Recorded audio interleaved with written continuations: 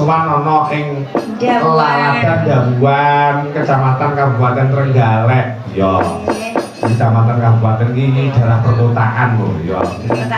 Kecamatan sak Kabupaten Trenggalek iya no. Dadi awake dhewe nyaosake apa kuwi jenenge panglipur kalian para sing padha rawuh. Ya, ndongakne mantene iki piye? Dadi seniman iki aja mung vakum mek ngenteni tembang ngono iki ora. Ning awake dhewe kudu iso berkreativitas yang tinggi. Kudu iso komunikasi, ya toh? Nggih. Ya, rembukan interaktif kalian para penggemar. Nek berinteraksi nggih mesti lho, Pak. Nek berinteraksi mosok bisu. Oh ya ampun, mbok menawa enek meneng wong kadang kala enek kok sinden kebatinan iki. Lah ndak ditakoni menang. Tuntutan iki jane ayo padha semangat kompak dalam menjalankan tugas secara profesional. Yo, atur dhisik, salam kagem warga. Assalamualaikum warahmatullahi wabarakatuh. Kalau Pak penontonnya anu nggih. Pripun ruame ngoten to? Iya. Mau Pak Budi munggah pertama mau nggih anu Pak meriah sekali disambut wedhus.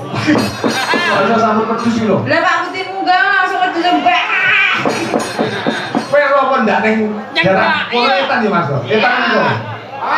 Lar. Nang lor kono mang ora enak wong dadi guyon rame. Kenapa enten apa? Wah. Anak wong kepleset yo. Dirubung wong iki bodho guyu. Aku meneng ae.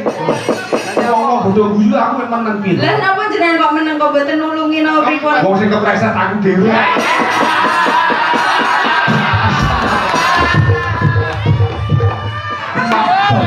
Iya, aku jan geblak. Teko kok jaketan kowe wong gering. Kowe klambine ndrontok. Mburi sak rene iki tenan Mas ora iki lho. Ya Allah. Tapi sehat Pak nggih. Sehat mboten apa. Nggih kek mijetne langsung. Dah. Mboten nggih. Ya. Alhamdulillah. Nggih. Wong akeh aku menang. Dirubungan.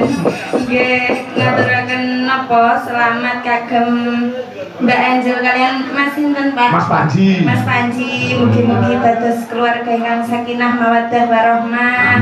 Enggal-enggal pinaringan momongan ingkang soleh lan solehah.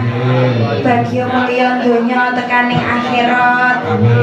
Lancar anggenipun pados rezeki, turah-turah. Nek nimbali Pak Eko sak kanca malih. Ayo. Sing penting diparingi sehat. Nggih, amin. Terus mantene yo ndang punya anak atau kagungan putra momongan.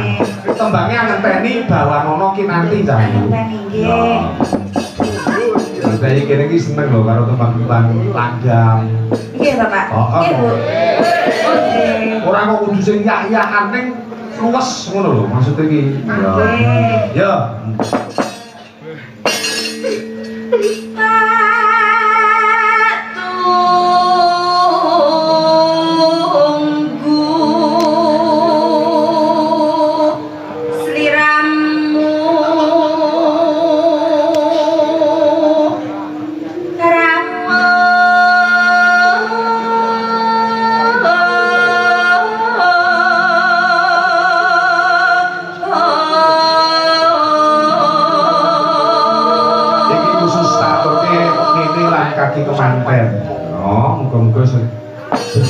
Tresno, perkara tembangan iki tak tunggu siramu-ramu.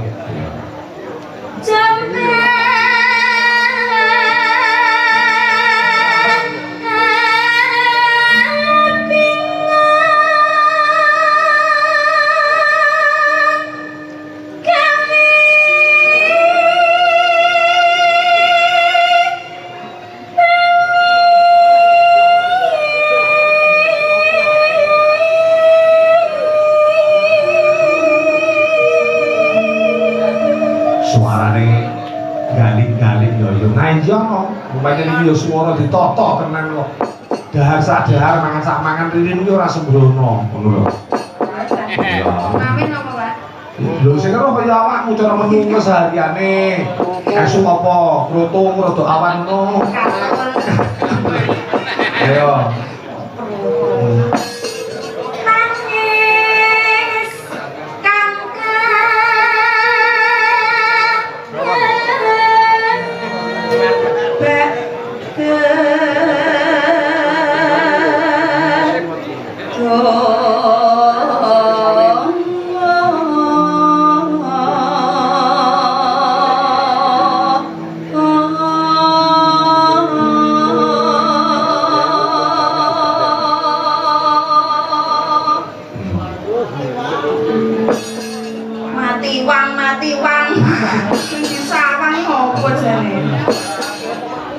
Apa to, Pak? Cempuk kae. Ya.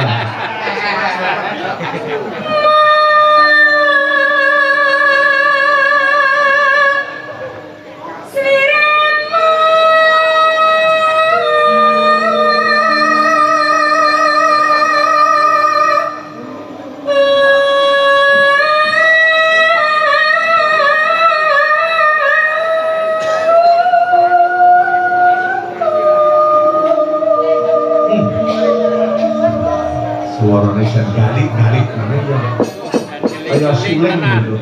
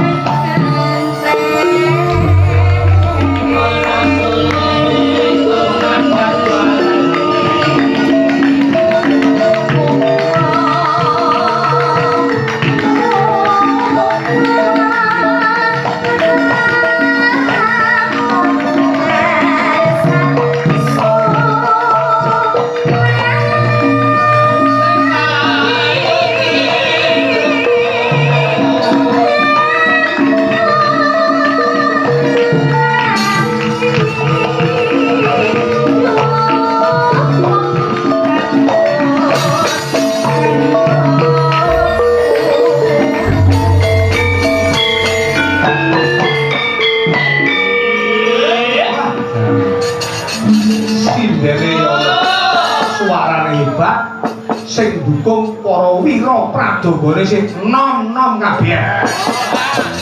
Sing kuat ngendi, Pak? Lekas suwe iki ora pateni. Tak pateni penyakite. Jadi ben pangga sehat ya ning generasi sing isor ki iso kumpul. Mula kowe golekno rombongan kanca-kanca yoga iki landane sing sepuh to.